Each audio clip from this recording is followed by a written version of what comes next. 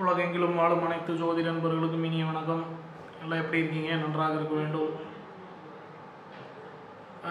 தொடர்ச்சியாக நம்ம இந்த வருகின்ற அக்டோபர் 9ஆம் தேதி நடக்க இருக்கின்ற குருவினுடைய வக்ர பயிற்சிக்கான பலன்களை அனைத்து ராசிகளுக்கும் தொகுப்பாக வரிசையாக பார்த்துட்ருக்குறோம். அதன் அடிப்படையில் இப்போது கும்ப ராசிக்கான குரு வக்ர பயிற்சியினுடைய பலன்களை காண இருக்கின்றோம். இதுக்கு முன்னாடி எல்லா ராசிக்கும் போட்டாச்சு. முதல்ல மீன ராசிக்கு போட்டோம், அடுத்து அப்படியே மேஷம்லேருந்து மகரம் வரைக்கும் போட்டாச்சு. இது கடைசியாக கும்பத்துக்கு நம்ம இந்த காணொலியை போடுகிறோம். அவர்கள் இந்த காணொலியை பார்க்கக்கூடிய அனைத்து நண்பர்களும் உங்களுடைய ராசிக்கான வீடியோக்கள் முன்னாடியே பதிவேற்றம் செய்யப்பட்டுள்ளது. உங்களுடைய ராசிக்கான வீடியோக்களை நீங்கள் தேடி அதன் மூலியமாக நீங்கள் பயன்பெற்று கொள்ளலாம். அப்புறம் எப்போ முதல்ல சொல்கிற மாதிரி தான் நிறைய பேர் சப்ஸ்கிரைப் பண்ணாமல் பார்த்துட்ருக்கீங்க. எல்லாம் சப்ஸ்கிரைப் பண்ணிட்டு பாருங்கள். அப்போ தான் இந்த வீடியோ நம்ம பதிவேற்றம் செய்யக்கூடிய காணொலிகள் அனைத்தும் உங்களுக்கு உடனடியாக வந்து சேரும். மற்றவர்களுக்கும் இது ஒரு பயனுள்ளதாக இருக்கும். மேற்கொண்டு நமக்கும் இது ஒரு உத்வேகத்தை கொடுக்கும். மேற்கொண்டு உங்களுக்கு இன்னும் பல நல்ல தகவல்களை கொடுப்பதற்கு ஒரு உத்வேகத்தை கொடுக்கும். அதனால் நீங்கள் எல்லாம் சப்ஸ்கிரைப் பண்ணிட்டு பாருங்கள். அடுத்தவங்களுக்கு அதை தெரிவிங்க, இந்த வீடியோக்களை ஷேர் செய்யுங்க. ஸோ இந்த கும்பராசிக்கு இப்போது ஏற்பட்டிருக்கக்கூடிய குரு வக்ர பயிற்சியின் பலன்கள் என்ன அப்படின்னு நம்ம பார்க்குறோம். கும்பத்துக்கு வந்து தன்னுடைய 4ஆம் இடத்துல அமர்ந்திருக்கிறார் குரு பகவான் அவர்கள். கோல்சார் அடிப்படையில் இந்த குரு பயிற்சியானது கடந்த வருடம் நடந்த குரு பயிற்சி மேஷத்திலிருந்து ரிஷபத்துக்கு சென்றது. அது வந்து கும்ப ராசியினருக்கு 4ஆம் ராசிக்கு 4ஆம் இடமாக அந்த ரிஷபம் இருக்கின்றது. அப்போ 4ஆம் இடத்துல இருந்த குரு இப்போ முதல்ல 4ஆம் இடம் அப்படின்னா என்னென்னு நம்ம பார்த்தோம்னா, ஒரு 4ஆம் இடம் என்பது ஒரு ஆன்மாவுக்கு, ஒரு ஜாதகனுக்கு தன்னுடைய சுகஸ்தானத்தை குறிக்கக்கூடிய இடமாக அந்த 4ஆம் இடம் இருக்கிறது. சுக தாயார் ஸ்தானம் என்று அழைக்கப்படும். ஒரு மனிதனுக்கு அமையக்கூடிய வீடு, இவைகளையெல்லாம் குறிப்பது தான் அந்த 4ஆம் இடமாக இருக்கின்றது. அப்போ அந்த சுகஸ்தானம் என்ற அடிப்படையில் சுகம், அதாவது இவர் சம்பாதிச்ச சுகமா அப்படின்னு பார்த்தா கிடையாது. இவர் வந்து பிறவியிலே வாங்கி கொண்டு வந்த சுகம் எது அப்படி என்பதை அந்த காட்டக்கூடிய ஒரு ஸ்தானமாக அந்த 4ஆம் இடம் இருக்கின்றது. பொதுவாகவே இந்த இடத்துல வந்து சுபர்கள் வந்து அமர்வது ஒரு சிறப்பான விஷயம் இல்லை என்பது தான் நம் மூல நூல்கள் அனைத்துமே கூறுகின்றது. அதன் அடிப்படையில் சில பல நல்ல பலன்கள் இருக்காது. ஒரு சில நல்ல பலன்கள் இருந்தாலும் ஒரு பாதகமான பலன்களும் ஒரு 50% இருக்கத்தான் செய்கிறது என்பது ஒரு கருத்தாக இருக்கிறது. அப்படி அந்த தாயார், ஒரு ஜாதகனுடைய தாயாரை குறிக்கக்கூடியதும் அதே 4ஆம் இடம் தான். சுக தாயார் ஸ்தானம் என்று கூறுகிறோம். ஒரு மனிதன் வசிக்கக்கூடிய வீடு, அவர் எந்த மாதிரியான அவர் வீடு பெற்றிருக்கிறார், அவருக்கு எந்த மாதிரியான வீடு அமையுது என்பதையெல்லாம் குறிக்கக்கூடியது அதே 4ஆம் இடம் தான். அந்த ஒரு ஸ்தானங்களையும் குறிக்கின்றது. ப்ளஸ் அது மட்டும்தானே கொடுக்குது அப்படின்னா, ஒரு மனிதன் பெறக்கூடிய பதவி, பட்டம், இவைகளையெல்லாம் குறிக்கக்கூடியது அதே அந்த 4ஆம் இடம் தான்.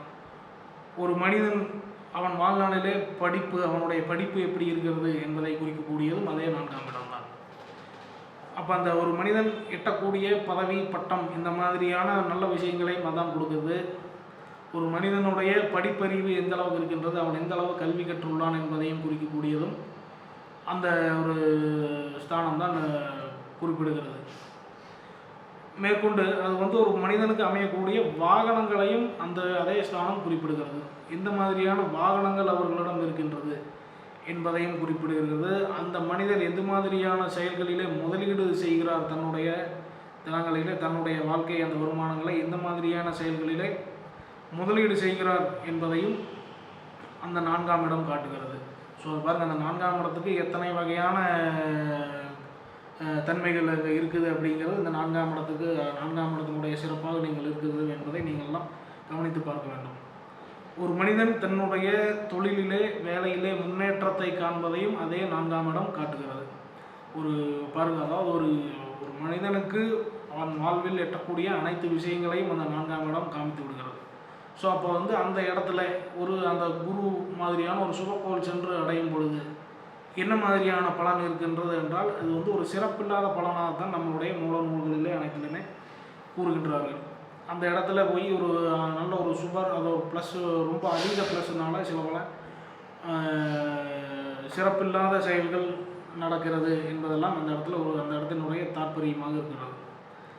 ஒரு அதே நேரம் அங்கே அவர் பெறக்கூடிய அந்த வேலையில் பெறக்கூடிய சிறப்பு, அந்த முதலீட்டிலே வெற்றி, இதன் ரீதியாக நல்ல பதவிகளை அந்த 4ஆம் இடத்தின் மூலியமாக இவர்களெல்லாம் பெற்றிருந்தாலும் இந்த குரு வக்ரமாகக்கூடிய காலகட்டங்களில் நீங்கள் இதுவரை வகித்து வந்த பதவிகள் அல்லது நீங்கள் எடுத்து வந்த இந்த நற்பெயர்கள்லாம் சற்று களங்கம் ஏற்படுவதற்கான காரணங்கள் தெரிகின்றது. அதனால் இந்த குரு வக்கர பயிற்சியில் நடக்க இருக்கின்ற இந்த அக்டோபர் 9ஆம் தேதி 2024 டு பிப்ரவரி 3ஆம் தேதி 2025 வரை குரு வக்கரம் அடையக்கூடிய நேரத்தில் நீங்கள் எல்லாம் சற்று உங்களுடைய பதவிகளிலே ஆல்ரெடி இருக்கக்கூடிய நீங்கள் வாங்கிய பட்டங்களிலே இதிலெல்லாம் சற்று கவனமாக இருக்க வேண்டும். பொதுவாகவே அங்கே இருக்கக்கூடிய குரு அவற்றையெல்லாம் பறிபோகச் செய்வார் என்றாலும் அது வக்கரமாகக்கூடிய நேரத்தில் அது ஒன்றா உங்களுக்கு அது நல்ல விஷயமும் முடியலாம், இல்லைன்னா ரொம்ப கெடுதலாகவும் முடியலாம் என்பதில் வந்து ஒரு நீங்களெல்லாம் அதை ஒரு கவனமான ஒரு விஷயமாக எடுத்துக்கொண்டு செயல்பட வேண்டும். ப்ளஸ் இயற்கையிலேயே உங்களுடைய ராசி சனி பகவானுடைய ஒரு ராசி, இயற்கை பாவியினுடைய ஒரு ராசியாக இருப்பதால் பொதுவாகவே உங்களுக்கு எல்லாம் நிதானித்து தாமதமாக நடக்கக்கூடிய ஒரு தன்மையும் உங்களுடைய ராசி அடிப்படையில் இருக்குது. உங்களுக்கு வாழ்க்கையில் நடக்கக்கூடிய அனைத்து விஷயங்களுமே உடனடியாக நடக்கலைனாலும் சற்று தாமதமாக உங்களுக்கெல்லாம் நடந்தேறக்கூடிய தன்மை இருக்கின்றனால இந்த 3.5 மாத காலத்துக்கு சற்று நீங்கள்லாம் கவனமாக இருப்பது இந்த கும்பராசி நண்பர்களுக்கெல்லாம் ஒரு சிறந்த ஒரு வழிகாட்டுதலாக இருக்கும் என்பது நாம் இந்த காணொலியின் மூலியமாக தெரிவித்துக் கொள்கிறோம். ஸோ மேற்கொண்டு புதிய விதமான முதலீடுகளிலே புதிய விதமான ஒரு அடுத்த புதுசாக ஒரு ஸ்டெப் எடுத்து வைக்கிறோன்னு ஒரு விரயம் செய்வதற்கான ஒரு இதுலாம் போனீங்கன்னா அது தேவையில்லாத ஒரு கெட்ட விரயமாக மாறிவிடும் என்பது ஒரு கூற்றாக இருக்கிறது. அப்போ அதனால் இந்த ஒரு 3.5 மாத காலம் நீங்களெல்லாம் ஒரு கவனமான நிலையில் இருப்பது நல்லது. அடுத்த கோல்சார பயிற்சியிலே உங்களுக்கு 5ஆம் இடத்துக்கு செல்லக்கூடிய அந்த குருவானவர் சில பல நல்ல காரியங்களை செய்வார் என்பதை நீங்கள் மனதில் வைத்து அதுவரை பொறுமையாக இருந்து உங்களுடைய சொந்த ஜாதக அடிப்படையில் உங்களுக்கு நல்ல தசா புத்திகள் இந்த மாதிரியெல்லாம் நடந்ததுன்னா தாராளமாக உங்களுடைய லைஃப்பில் நீங்கள் செய்யக்கூடிய அனைத்து காரியங்களையும் செய்து கொண்டிருக்கலாம். ஏன்னா இது நம்ம முதல்லையே சொன்ன மாதிரி தான், இது வந்து இந்த கோல்சாரத்திலே நடக்கக்கூடிய பலன்கள், இதில் நம்ம சொல்லக்கூடிய பலன்கள் அனைத்தும் ஒரு மனிதனுக்கு 10 to 25% தான் வேலை செய்யும். பாக்கி 90 to 75% உங்களுடைய சொந்த ஜாதகம் தான் பேசும். அந்த சொந்த ஜாதகம் என்பது நீங்கள் பிறந்த நேரம், நட்சத்திரம், அந்த திதி, என்ன தேதியில் என்ன நேரத்தில் கிழமையில் பிறந்தீங்களோ அதன் அடிப்படையில் கிடைக்கக்கூடிய உங்களுடைய ஜாதக கட்டம், நீங்கள் என்ன லக்னம், உங்களுடைய லக்ன அடிப்படையில் கிரகங்களெல்லாம் எப்படி அமர்ந்திருக்கிறது, என்ன ராசியில் பிறந்திருக்கிறீர்கள், என்ன உங்களுக்கு என்ன தற்போதைய திசை, என்ன வயது, என்ன மாதிரியான நடப்பிலே நீங்கள் இருக்கிறீர்கள் என்பதையெல்லாம் அலசி ஆராய்ந்து தான் உங்களுக்கான ஒவ்வொரு தனி மனிதருக்கான முழு பலன்களை நாம் எடுக்க முடியுமே தவிர பொதுவாக இந்த ராசி பலனில் எல்லா மனிதருக்குமான முழுமையான ஒரு பரிகாரம் ஒரு பலன்கள் கிடைத்து விட்டதா என்றால் அது கிடையாது.